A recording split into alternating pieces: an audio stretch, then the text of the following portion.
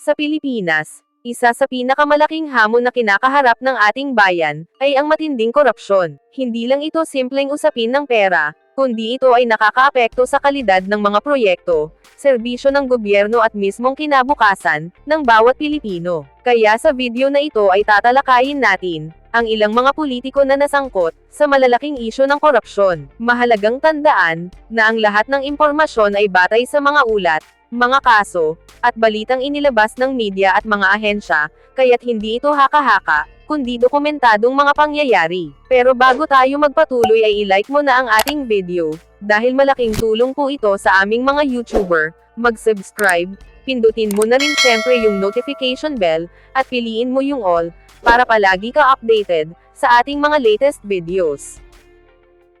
Jejomar Binay. Si Jejomar Jojo Binay, ay isang matagal ng politiko sa Pilipinas, na nagkaroon ng mahabang karera bilang alkalde ng Makati, naging pangalawang pangulo ng Pilipinas, noong 2010 hanggang 2016, at kilala bilang isang makabayang politiko, na nag-ugat ng pampublikong imahe, sa serbisyo sibil at lokal na politika, sa Metro Manila. Ang pinakamalaking isyong korupsyon na kinasangkutan niya, ay ang alegasyon ng overpricing, at iba pang irregularity sa konstruksyon, ng Makati City Hall Parking Building 2, isang proyekto na inakusahan ng Ombudsman, na nagdulot ng tinatayang 2.2 billion pesos na hindi umangkop, o pinaghihinalaang nawalang pondo. Bilang resulta, inirekomenda at isinampa ng Ombudsman, ang mga kasong graft, malversation at falsification, laban kay Binay at sa iba pang opisyal ng Makati, noong 2015 hanggang 2016. Ang mga ebidensya at ulat na ginamit ng Ombudsman, at ng mga nag-imbestiga,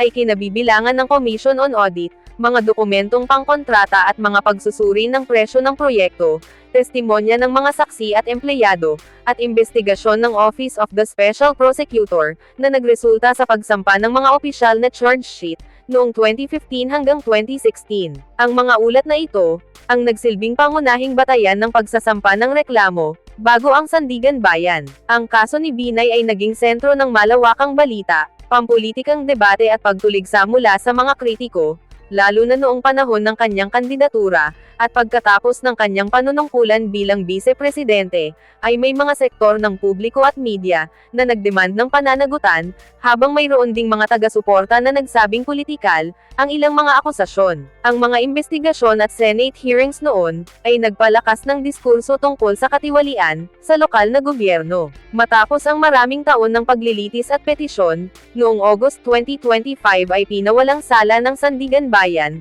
ang dating pangalawang pangulo na si Jejomar Binay, ang kanyang anak na si Junjun Binay, at ilang iba pa, kaugnay ng 2.2 billion pesos Makati Car Park case, na nagresulta sa pag-alis ng mga graft, falsification at malversation charges, partikular sa kaso na iyon. Ating tandaan, ang legal na proseso ay marami pang bahagi, kung saan may iba pang administratibo, at kaukulang kaso o disposisyon sa iba't ibang isinampang kaso, kaya para sa bawat partikular na reklamo o petisyon, ang resulta ay maaaring mag-iba. Ang pinakabigat na halaga, na palaging binanggit sa mga investigasyon, at iniuugnay sa usaping ito, ay humigit kumulang 2.2 billion pesos na halaga ng proyekto, kung saan ang alegasyon ay hindi automatikong nangangahulugan, na lahat ng halagang iyon ay nawala sa isang partikular na paraan, kundi ito ang halaga ng kontrata, na pinagbabatayan ng kaso. Ang pinakamahalagang dokumento at abusadong presyo, ay bahagi ng mga inihain na akusasyon,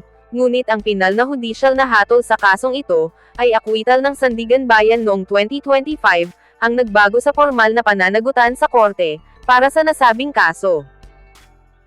Bong Revilla. Si Ramon Bong Revilla Jr., ay isang kilalang aktor at politiko, sa Pilipinas. Bago siya pumasok sa politika, naging matagumpay siyang artista at action star, at kalaunan ay nahalal bilang gobernador, sa lungsod ng Cavite. Taong 2004, siya ay naging senador at nakilala, bilang isa sa mga prominent member, ng Senado. Sa kanyang political career, nag-focus siya sa mga panukalang batas tungkol sa pelikula, telebisyon, at kaligtasan ng publiko. Gayunpaman, hindi lamang pamumuno ang naging tatak ng kanyang pangalan, kundi pati na rin ang pagkakasangkot sa kontrobersyal na isyu, ng matinding korupsyon. Ang pinakamalaking kaso na kinasangkutan ni Bong Revilla, ay ang tinatawag na Priority Development Assistance Fund Scam, o Pork Barrel Scam. Lumabas ang isyu noong taong 2013, matapos ilabas ng Commission on Audit, at ng whistleblower na si Ben Hurloy, ang umano'y pekeng non-governmental organizations, na ginagamit para mailihis ang pondo ng ating gobyerno.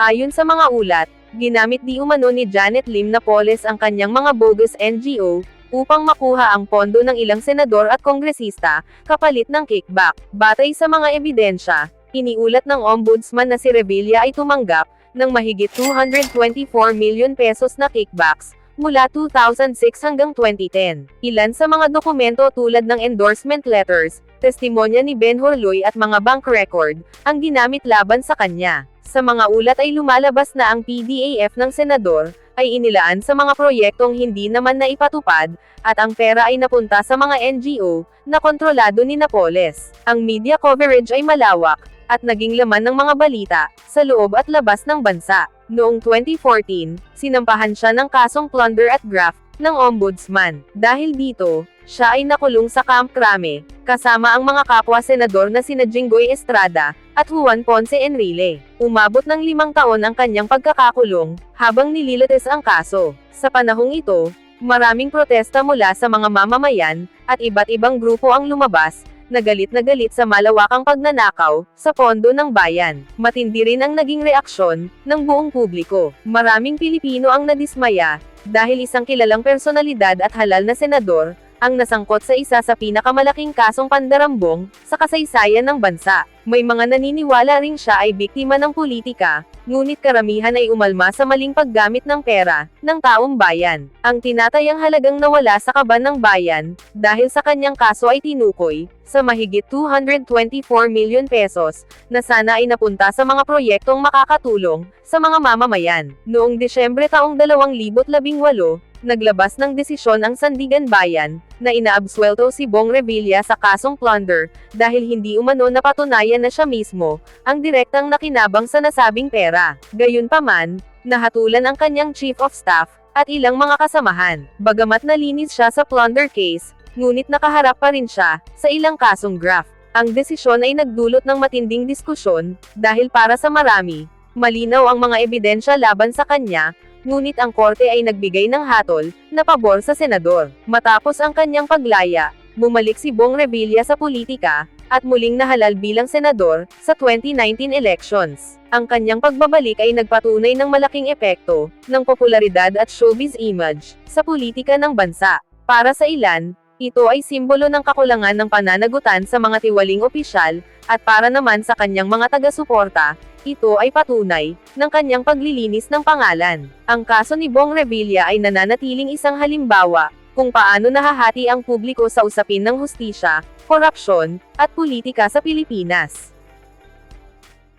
Jinggoy Estrada. Si Jose Jinggoy Estrada ay isang kilalang politiko at aktor sa Pilipinas. Anak siya ni dating Pangulong Joseph Erap Estrada, na naging senador mula 2004 hanggang 2016, at muling nahalal noong 2022. Kilala siya sa kanyang makulay na pamilya, at matagal na presensya sa politika at showbiz. Ang pangunahing isyu na kinasangkutan niya ay ang kontrobersya ng PDAF o Pork Barrel Scam, kung saan inakusahan ang ilang mambabatas ng paglaan ng Priority Development Assistance Fund sa mga bogus NGO na pag-aari o konektado kay businesswoman Janet Lim Napoles. Sa kaso ni Jinggoy, inilatag ng mga awtoridad at ng media na may mga galukasyong PDAF na umabot sa daan-daang milyon na iniugnay sa kanya, kung saan ilan sa mga dokumento at ulat na lumabas, ang numerong humigit kumulang 183 million pesos, na partikular na binanggit sa ilang graft bribery counts, habang ang mas malawak na exposure na tinukoy sa publikasyon, tungkol sa mga senador, ay nagpakita ng mas mataas na figure, na sinasabing umaabot sa humigit kumulang 585 million pesos, para sa ilan sa mga senador, na mga nabanggit. Ang mga ebidensya o ulat na ginamit ng prosecution, ay pangunahing galing sa mga testimonyo ng mga saksi, kabilang ang mga staff at opisyal ng mga NGO, dokumentasyon ng mga alokasyon, at transaksyon ng PDAF, at investigatory reporting ng Philippine Daily Inquirer, at investigasyon ng NBI, na nagugnay ng pondo sa mga NGO, na pinamamahalaan o may koneksyon sa JLN Group. Gayunpaman, maraming dokumento at testimonya ang binigyang kahulugan din ng depensa, bilang hindi sapat o hindi direktang nagpapatunay ng personal na pag-angkin sa pera. Noong unang mga pagdinig ay may mga malalaking akusasyon, kung saan nagkaroon ng pagkakakulong at pag-aresto. Halimbawa na lang noong 2014 hanggang 2015, kung saan nagtalab ang kaso, at sumailalim siya sa mga panghukuman. Pero sa mga sumunod na desisyon ng Sandigan Bayan, ay may iba-ibang outcome. May bahagi ng kaso na inihabla bilang plunder, at maraming graft counts, na inakusahan at sinoong ang mga usaping iyon, sa Korte Suprema. Sa isang mahalagang desisyon noong Enero taong 2024, ay may hatol na acquittal sa plunder, ngunit naunang may hatol tungkol sa bribery, na may mga sentencing pronouncements at fines, na ipinataw sa simula, at sa mga sumunod na pag-apela at resolusyon, ay may mga pag-reverse o pag-clarify ng ilang counts, na nakaapekto, sa kabuuang legal na sitwasyon. Malaki ang publicity at galit mula sa mga sektor, na humihingi ng accountability. Ang PDAF scandal, ang nagpalakas ng kilusang anti-pork barrel, at nagdulot ng matinding pag-aalinlangan, sa mga mambabatas. Samantala, may mga taga-suporta si Estrada, na nagsabing political ang atake, at umaasa sa dahilang procedural, o kulang ang ebidensya, at ang kabuuang implikasyon nito, ay malaki sa pampublikong tiwala, at naging dahilan ng mas maraming tawag para sa reforma, sa alokasyon ng pondo. Ang kaso ni Jinggoy ay komplikado at nagdaan sa maraming yugto, mula sa malalaking akusasyon ng plunder at graft, hanggang sa mga hatol na nagbago-bago, katulad ng acquittals at convictions, o rehabilitation sa iba't ibang counts, at susunod na resolusyon, ng anti-graft court. Kaya habang may mga pansamantalang hatol, na nagpataw ng parusa sa ilang counts, ay may mga bahagi rin na inalis o na-acquit, base sa reasonable doubt. Dahil dito, ang panghuling legal na estado ay nagpakita ng halo-halong desisyon, at kasalukuyang pagkilos ng apela at resolusyon, na binabantayan pa ng publiko, at mga media.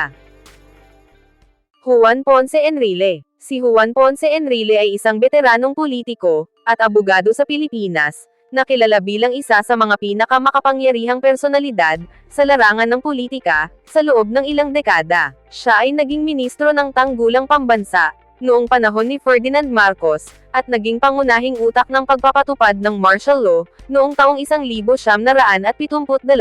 Pagkatapos ng pagbagsak ng rehimeng Marcos, nagpatuloy pa rin ang kanyang karera bilang senador, at ilang ulit na nahalal, hanggang sa naging Senate President noong 2008, hanggang 2013. Noong taong 2013, lumabas ang malalaking ulat kaugnay ng pork barrel scam, o Priority Development Assistance Fund scam, kung saan isinangkot si Enrile kasama sina Bong Revilla, at Jinggoy Estrada. Ang investigasyon ay pinangunahan ng Commission on Audit, at sinamahan ng testimonya ni Janet Lim Napoles, na tinukoy bilang utak, ng nasabing scam. Lumabas sa ulat na ang PDAF ng mga senador, ay ni-divert patungo sa mga pekeng NGO, na kontrolado umano ni Napoles, kapalit ng kickbacks. Ang mga ebidensya laban kay Enrile, ay kinabibilangan ng mga dokumentong nagsasaad, na milyon-milyong piso mula sa kanyang PDAF allocation, ay napunta sa mga bogus na NGO. Ayon sa Ombudsman, umabot sa humigit kumulang 172 million pesos ang nakaw na pondo,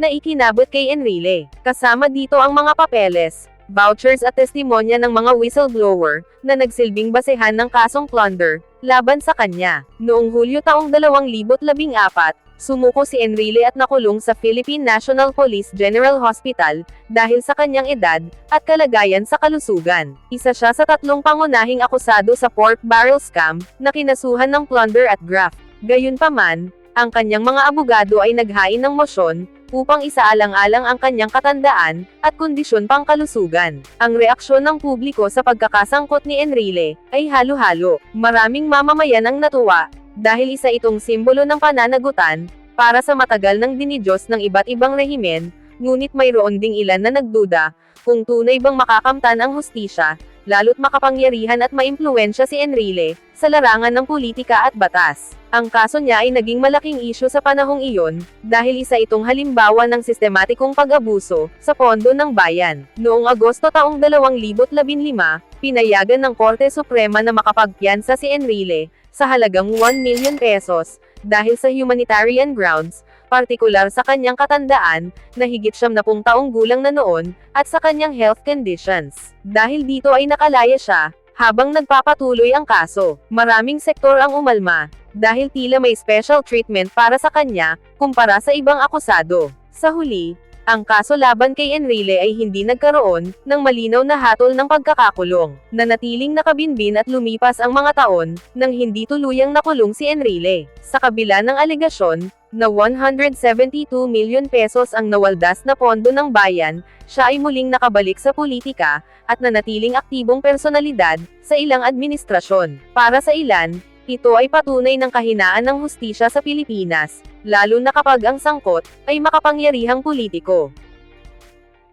Gloria Macapagal Arroyo. Si Gloria Macapagal Arroyo ang ika-14 na Pangulo ng Pilipinas, na nanungkulan mula 2001 hanggang 2010. Anak siya ng dating Pangulong Diosdado Macapagal, at isa sa pinakamahabang naglingkod bilang pinuno ng bansa, matapos si Ferdinand Marcos. Matapos ang kanyang termino, naharap siya sa iba't ibang kaso ng katiwalian, at alegasyon ng maling paggamit sa pondo ng gobyerno, partikular sa panahon ng kanyang administrasyon. Isa sa pinakamalaking isyu ng korupsyon na kinasangkutan niya, ay ang 2004 fertilizer fund scam, kung saan umano'y ginamit ang pondo ng Department of Agriculture, na nagkakahalaga ng humigit kumulang 728 million pesos, para sa pondo ng kanyang kampanya sa halalan noong 2004, sa halip na ipambili ng abono, para sa mga magsasaka. Lumabas ang usapin noong 2005, matapos ang mga ulat at investigasyon ng Commission on Audit, at ilang mga whistleblower, na nagsabing idinaan ang pondo sa mga ghost project,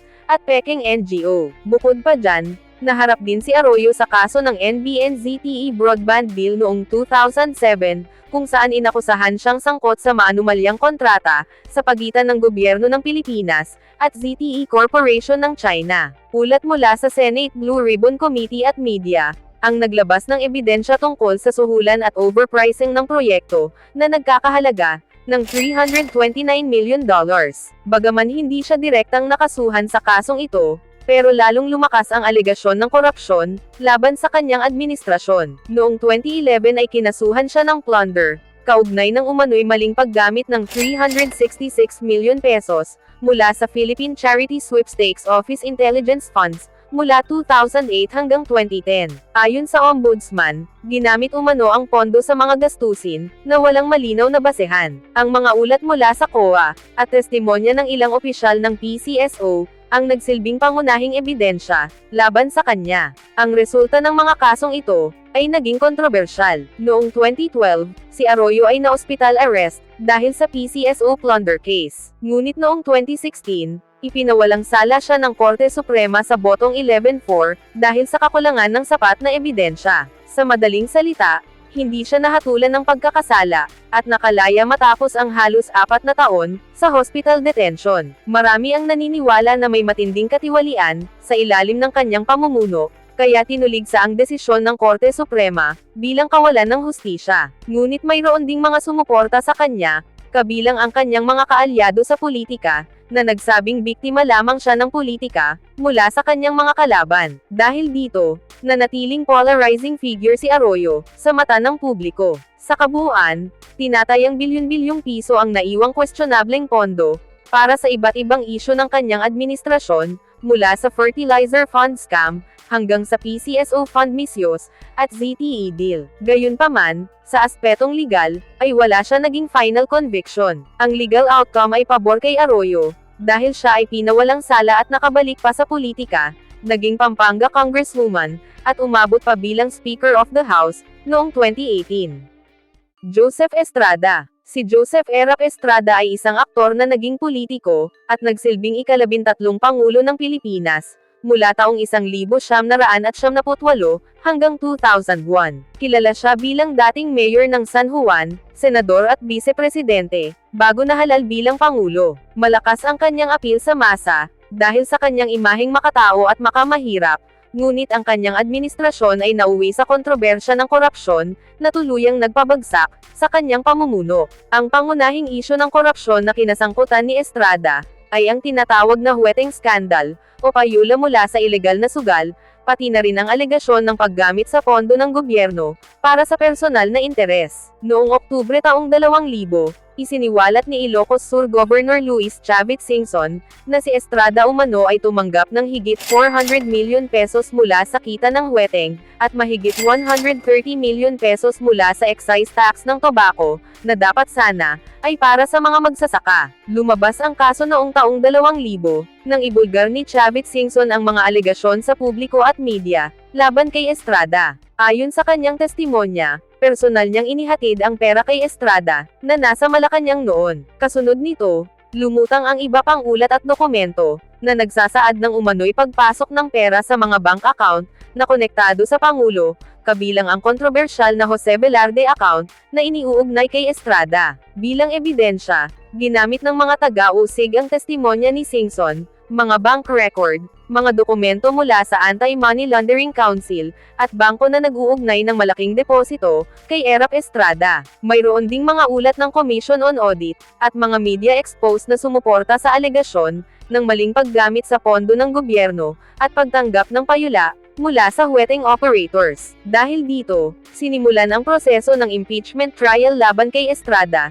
noong Desyembre taong 2000. Ngunit natigil ang paglilitis, nang tumanggi ang pro-Estrada senators, na buksan ang isang kahon na naglalaman ng mga ebidensya, ng Jose Velarde account. Ito ang nagpasiklab sa galit ng publiko, at nagbunsod ng tinatawag na EDSA People Power 2 noong Enero taong 2001, na nagtulak sa pagbibitiw niya sa Malacanang. Ang resulta ng kaso, ay ang pagkakaaresto at pagkakakulong ni Estrada, sa ilalim ng Sandigan Bayan. Noong 2007, siya ay nahatulan ng plunder, at sinentensyahan ng reclusion perpetua, o habang buhay na pagkabilanggo. Tinukoy sa desisyon na napatunayang nakinabang siya, ng mahigit 545 million pesos, mula sa ilegal na kita. Gayunpaman, hindi siya nakulong ng matagal, dahil agad siyang pinatawad o binigyan ng absolute pardon, ni Pangulong Gloria Macapagal Arroyo, noong Oktubre taong 2007. Marami ang natuwa sa pagkakahatol, bilang simbolo ng hustisya laban sa korupsyon,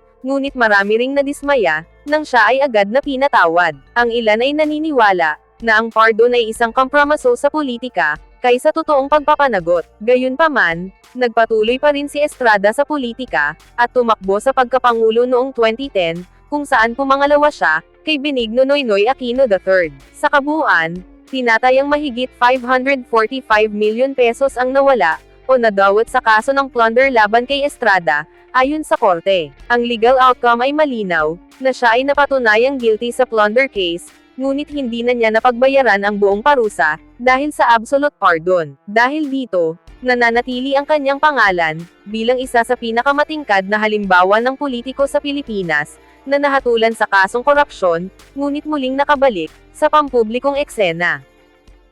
Imelda Marcos. Si Imelda Romualdez Marcos ay dating First Lady ng Pilipinas, mula 1965 hanggang 1986, asawa ng dating Pangulo, na si Ferdinand Marcos Sr. Kilala siya bilang Iron Butterfly, dahil sa kanyang impluwensya sa politika, at marangyang pamumuhay. Naging gobernador siya ng Metro Manila, Assemblywoman, at kalaunan ay naging kongresista rin, matapos bumagsak ang diktador na pamamahala, ng kanyang asawa. Isa sa mga pinakatumatak na imahe tungkol sa kanya, ay ang koleksyon ng libo-libong sapatos na naiwan sa Malacanang, nang mapatalsik sila sa EDSA People Power Revolution, noong taong 1986. Ang pangunahing isyu ng korupsyon na kinasangkutan ni Imelda Marcos, ay ang umano'y iligal na paggamit sa pondo ng gobyerno, at pag-iimbak ng yaman, na tinatayang aabot ng bilyong dolyar. Isa sa mga pinakasikat na akusasyon, ay ang pagkakaroon ng hidden wealth ng pamilya Marcos, sa mga Swiss bank account. Lumabas ang mga kasong ito, matapos ang pagbagsak ng diktador noong 1986, nang magsimula ang Presidential Commission on Good Government, na mag-imbestiga sa kanilang mga ari-arian. Ayon sa mga ebidensya at ulat, natuklasan ng PCGG at ng mga korte sa ibang bansa, ang iba't ibang bank accounts, mga mamahaling alahas, painting mula sa mga kilalang pintor, real estate properties sa New York, at iba pang luxury assets na umano'y nakuha, gamit ang pondo ng bayan. Isa sa mga dokumentadong kaso ay noong 1990s, nang ma-freeze ang ilang Swiss bank deposits ng mga Marcos, na tinatayang nagkakahalaga ng higit $356 million, na kalaunan ay naibalik, sa gobyerno ng Pilipinas. Noong taong 1971, bumalik si Imelda Marcos sa bansa, mula sa kanyang exile sa Hawaii, at naharap sa iba't ibang kasong kriminal, at civil cases. Isa sa pinakamalaking kaso laban sa kanya, ay ang conviction ng Sandigan Bayan noong Nobyembre taong 2018, kung saan siya ay napatunayang guilty sa 7 bilang ng graft, kaugnay sa paggamit ng mga Swiss Foundation, upang maglipat ng pera sa mga dayuhang bangko, habang siya ay nasa posisyon. Sa kabila ng hatol na may parusang pagkakakulong, siya ay nakapagpiyansa at hindi nakulong, dahil sa kanyang edad, at kalagayan pangkalusugan. Marami ang galit at naniniwala, na ang yaman ng pamilyang Marcos ay ninakaw mula sa kaban ng bayan, lalo na't maraming ulat ang nagsasabi, na aabot sa $5 billion hanggang $10 billion, ang tinatayang nakamkam. Ngunit mayroon din mga taga-suporta si Imelda, na patuloy na humahanga sa kanyang imahe, pamumuno sa kultura at sining, at sa pagiging simbolo ng glamour, noong panahon ng martial law. Sa usapin ng law enforcement, at pagbawi ng nakaw na yaman, ang PCGG ay nakabawi, ng mahigit $3.6 billion mula sa mga Marcos, at kanilang cronies simula 1986, ngunit tinatayang bilyon pa, ang hindi nababawi. Sa mga kasong isinampa laban kay Imelda, marami ang na-dismiss o tumagal ng dekada, bago nagkaroon ng resolusyon. Ang conviction noong 2018, ay isa sa pinakamalaking legal outcomes laban sa kanya, ngunit nanatili siyang malaya, dahil sa teknikalidad at apela. Sa kabuuan, si Imelda Marcos ay nananatiling kontrobersyal na personalidad, sa kasaysayan ng Pilipinas. Kilala siya hindi lamang sa kanyang marangyang pamumuhay at imahe, kundi pati na rin sa mga akusasyon, ng malawakang korupsyon. Ang mga kaso laban sa kanya, ay nagsilbing simbolo ng hamon sa Pilipinas, sa pagpapanagot sa mga makapangyarihang politiko, at sa laban kontra korupsyon, na hanggang ngayon ay patuloy na nararamdaman, ng mga mamamayan. Ferdinand Marcos Sr. Si Ferdinand Marcos Sr. ay nagsilbing ika-10 Pangulo ng Pilipinas, mula 1965 hanggang 1986, at nakilala bilang isa sa pinakamakapangyarihang lider, sa kasaysayan ng bansa. Pinahaba niya ang kanyang panunungkulan, sa pamamagitan ng pagdeklara ng martial law noong 1972, na nagbigay sa kanya ng halos ganap na kontrol sa gobyerno, militar, at ekonomiya ng Pilipinas. Sa ilalim ng kanyang pamumuno, umiral ang mga isyu ng katiwalian, pandarambong, at pag-abuso sa kapangyarihan. Isa sa pinakamalaking isyu ng korupsyon, na kinasangkutan ni Marcos Sr., ay ang tinaguriang ill-gotten wealth, o nakaw na yaman. Tinatayang nakapagtago siya, kasama ang kanyang asawa na si Imelda Marcos, ng napakalaking halaga ng pera at mga ari-arian, sa ibang bansa. Ayon sa mga investigasyon, ginamit umano nila ang kapangyarihan, upang ilipat ang pambansang yaman, patungo sa kanilang mga personal na bank account, at mga shell company. Lumabas ang mga kaso laban kay Marcos Sr., matapos siyang mapatalsik noong 1986, sa pamamagitan ng People Power Revolution. Pagkatapos ng kanyang pagbagsak, nabunyag ang mga ulat ng kanyang malawakang katiwalian, at ang pagkakaroon ng bilyon-bilyong dolyar, na nakatagong yaman sa mga bangko sa Switzerland, at iba pang mga bansa. Isa sa pinakamalakas na ebidensya laban kay Marcos, ay ang pagkakatuklas ng Swiss bank accounts, na naglalaman ng tinatayang $5 billion, hanggang $10 billion.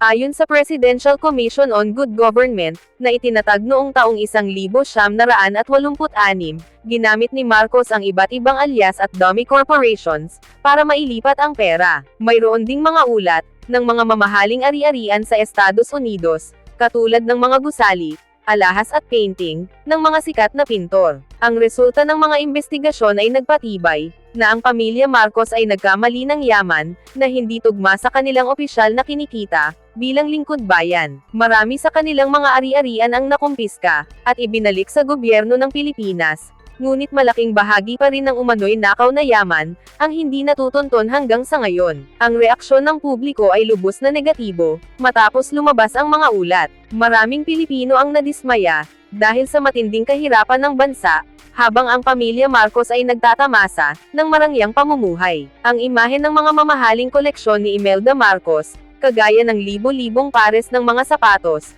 ay naging simbolo ng labis na pag-abuso, at korupsyon. Ayon sa PCGG, umabot sa mahigit $10 billion o tinatayang 500 billion pesos, ang kabuuang halagang nawala sa kaban ng bayan, dahil sa katiwalian ng pamilya Marcos. Hanggang sa ngayon, tinuturing pa rin ito bilang isa sa pinakamalaking kaso ng pandarambong sa kasaysayan ng buong mundo. Sa legal na aspeto, ilang ari-arian at bank deposits ng pamilya Marcos ang naibalik na sa Pilipinas sa pamamagitan ng mga kasong isinampa sa iba't ibang Korte Suprema, kabilang na sa Switzerland at sa Estados Unidos. Gayunpaman, hindi pa lahat ng kaso ay ganap na nalutas, at hindi na nahatulan si Ferdinand Marcos Sr. dahil namatay siya noong 1989. Ang kanyang asawa at mga anak naman ay nakabalik sa politika, ngunit nananatiling kontrobersyal ang usapin ng nakaw na yaman. Bago tayo magtapos ay i-like mo na ang ating video, dahil malaking tulong po ito sa aming mga YouTuber. Mag-subscribe, pindutin mo na rin syempre yung notification bell, at piliin mo yung all, para palagi ka updated sa ating mga latest videos. Ating tandaan, na lahat ng impormasyon ay mula sa mga balita, kasaysayan, at dokumentadong mga ulat. Mahalaga na maging mapanuri tayo sa mga lider na ating iboboto, dahil ang kanilang mga desisyon ang nakakaapekto sa kinabukasan ng bansa. Ikaw, sa tingin mo ba ay dapat nang hindi na binibigyan ng second chance ang mga politikong nasangkot sa malalaking isyu ng korupsyon? Comment mo sa baba ng ating video yung sagot o masasabi mo, para malaman din namin. See you on our next videos.